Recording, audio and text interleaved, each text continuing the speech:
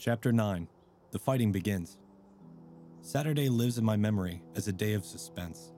It was a day of lassitude too, hot and close, with, I'm told, a rapidly fluctuating barometer. I had slept but little, though my wife had succeeded in sleeping, and I rose early. I went into my garden before breakfast and stood listening, but towards the common there was nothing stirring but a lark. But I will not weary the reader with a description of that long morning and the longer afternoon. I did not succeed in getting a glimpse of the common, for even Horsell and Shobham Church towers were in the hands of the military authorities.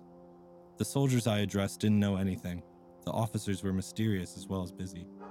But there was little I didn't know. The Martians did not show an inch of themselves. They seemed busy in their pit, and there was a sound of hammering and an almost continuous streamer of smoke. Apparently they were busy getting ready for a struggle. Fresh attempts have been made to signal, but without success, was the stereotyped formula of the papers. A sapper told me it was done by a man in a ditch with a flag on a long pole. The Martians took as much notice of such advances as we should of the lowing of a cow. I must confess, the sight of all this armament, all this preparation, greatly excited me. My imagination became belligerent and defeated the invaders in a dozen striking ways. Something of my schoolboy dreams of battle and heroism came back. It hardly seemed a fair fight to me at that time. They seemed very helpless in that pit of theirs. About 3 o'clock there began the thud of a gun at measured intervals from Chertsey or Addlestone. I learned that the smoldering pine wood into which the second cylinder had fallen was being shelled, in the hope of destroying that object before it opened. It was only about 5, however, that a field gun reached Shobham for the use against the first body of Martians. About 6 in the evening, as I sat at tea with my wife in the summer house talking vigorously about the battle that was lowering upon us, I heard a muffled detonation from the common, and immediately after a gust of firing. Close on the heels of that came a violent rattling crash, quite close to us, that shook the ground.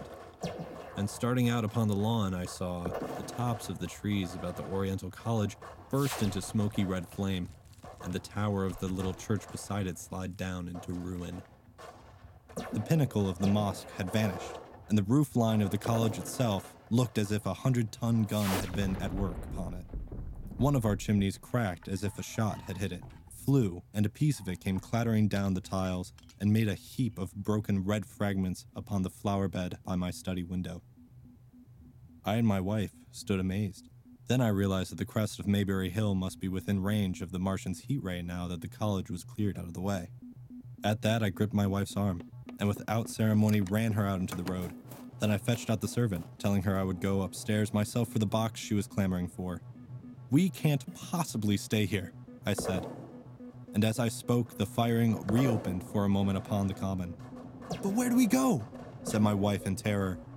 I thought perplexed, then I remembered her cousins in Leatherhead. "Leatherhead!" I shouted above the sudden noise. She looked away from me downhill. The people were coming out of their houses astonished. "How are we going to get to Leatherhead?" she said. Down the hill I saw a bevy of hussars ride under the railway bridge. 3 galloped through the open gates of the Oriental College. 2 others dismounted and began running from house to house. The sun, shining through the smoke that drove up from the tops of the trees, seemed blood red and threw an unfamiliar, lurid light upon everything. "Stop here," I said. "You're safe here." And I started off at once for the Spotted Dog, for I knew the landlord had a horse and a dog cart. I ran, for I perceived that in that moment everyone upon this side of the hill would be moving. I found him in his bar, quite unaware of what was going on behind his house. A man stood with his back to me, talking to him. "You must have £1," said the landlord, "and I've no one to drive it." "I'll give you 2, said I, over the stranger's shoulders. "What for? And I'll bring it back by midnight," I said. "Lord," said the landlord, "what's the hurry? I'm selling my bit of a pig. £2 and you'll bring it back? What's going on now?" I explained hastily that I had to leave my home, and so secured the dog cart. At the time, it did not seem to me nearly so urgent that the landlord should leave his. I took care to have the cart there and then, drove it off down the road, and, leaving it in charge of my wife and servant, rushed into my house and packed a few valuables, such plate as we had, and so forth. beech trees below the house were burning while I did this, and the palings up the road glowed red. While I was occupied in this way, one of the dismounted hussars came running up. He was going from house to house, warning people to leave. He was going on as I came out of my front door, lugging my treasures done up in a tablecloth. I shouted after him. "What news?" He turned, stared, bawled something about crawling out in a thing like a dish cover, and ran on to the gate of the house at the crest. A sudden whirl of black smoke driving across the road hid him for a moment. I ran to my neighbor's door and rapped to satisfy myself of what I already knew, that his wife had gone to London with him and had locked up their house. I went in again, according to my promise, to get my servant's box, lugged it out, clapped it aside her on the tail of the dog cart, and then caught the reins and jumped into the driver's seat beside my wife. In another moment, we were clear of the smoke and noise and spanking down the opposite slope of Maybury Hill towards Old Walking. In the front was a quiet, sunny landscape, a wheat field ahead on either side of the road, and the Maybury Inn with its swinging sign. I saw the doctor's cart ahead of me. At the bottom of the hill, I turned my head to look at the hillside I was leaving. Thick streamers of black smoke shot with threads of red fire were driving up into the still air and throwing dark shadows upon the green treetops eastward. The smoke already extended far away into the east and west, to the Byfleet pine woods eastward, and to Walking on the west. The road was dotted with people running towards us, and very faint now, but very distinct through the hot, quiet air, one heard the whir of a machine gun that was presently stilled in an intermittent crackling of rifles. Apparently, the Martians were setting fire to everything within the range of their heat ray.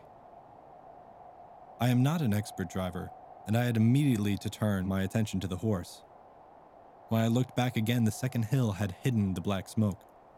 I slashed the horse with a whip and gave him a loose rein until Walking and Send lay between us and that quivering tumult. I overtook and passed the doctor between Walking and Send.